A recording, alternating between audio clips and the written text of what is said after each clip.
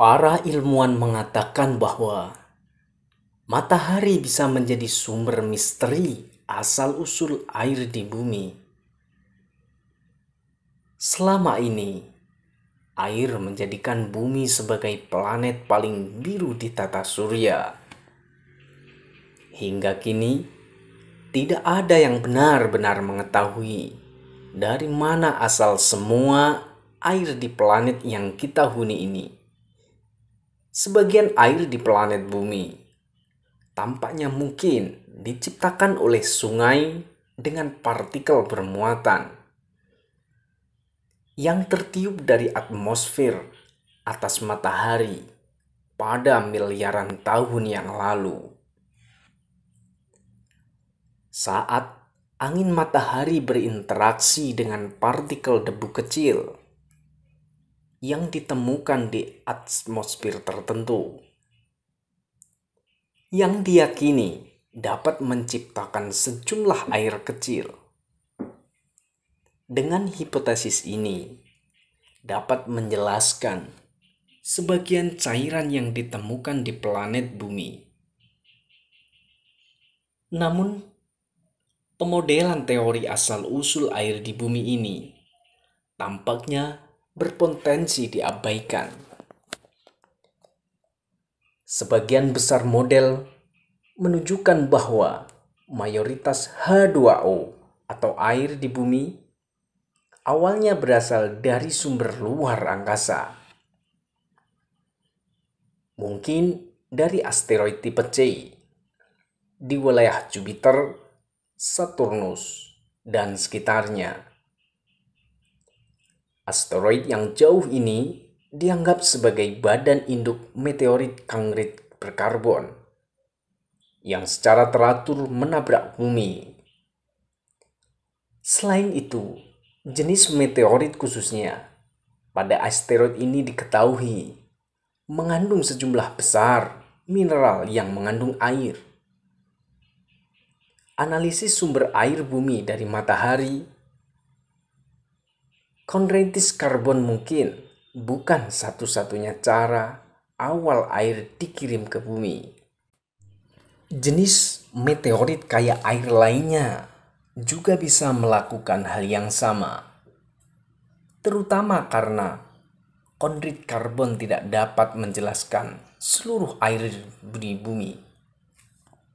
Namun ada jenis asteroid kongrit lain yang juga bisa menahan partikel air, meskipun pada tingkat yang lebih rendah. Misalnya pada asteroid dekat bumi, Itokawa, yakni asteroid kongrit biasa. Dan analisis sampel yang diambil tahun 2010 dari batuan pada asteroid ini kaya silikat menemukan tanda-tanda air, serta sumbernya bisa jadi adalah matahari. Iradiasi angin matahari telah diusulkan para ilmuwan di masa lalu sebagai cara yang mungkin dapat membentuk air pada bahan kaya silikat yang mengambang di ruang angkasa. Di laboratorium inhidrogen yang mudah menguap telah terbukti bereaksi dengan mineral silikat, menghasilkan air sebagai produk sampingan. Sedangkan studi mikroskop elektron dan spektroskopi elektron, ilmuwan juga telah menemukan langsung bukti H2O atau air dalam partikel debu luar angkasa di masa lalu.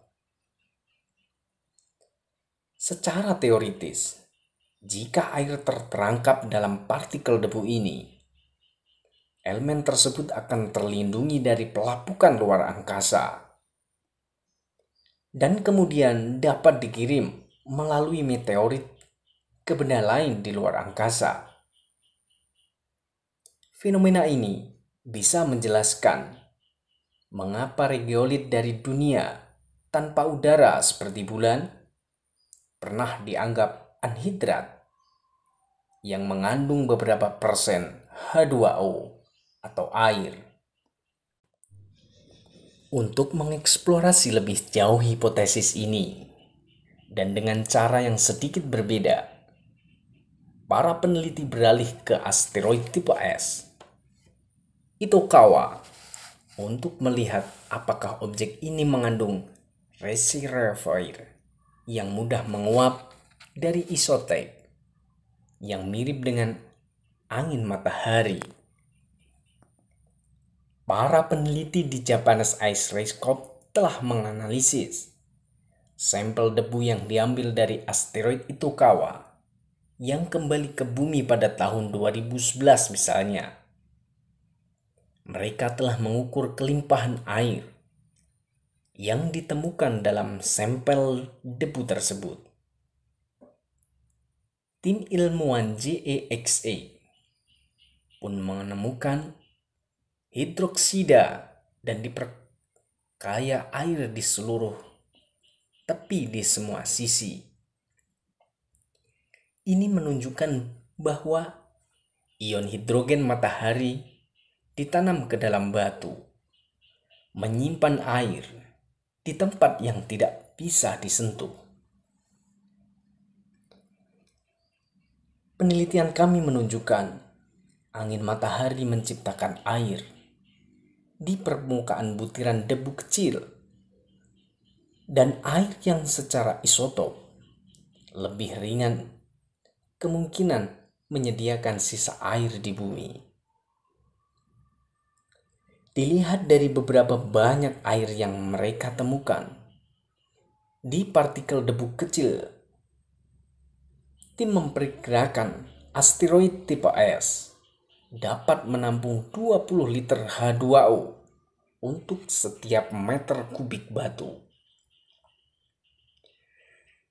Temuan ini menunjukkan butiran debu yang terisolasi di luar angkasa dapat mewakili sumber penting air di tata surya kita yang berpotensi dipanen di masa depan jika kita mengumpulkan cukup banyak.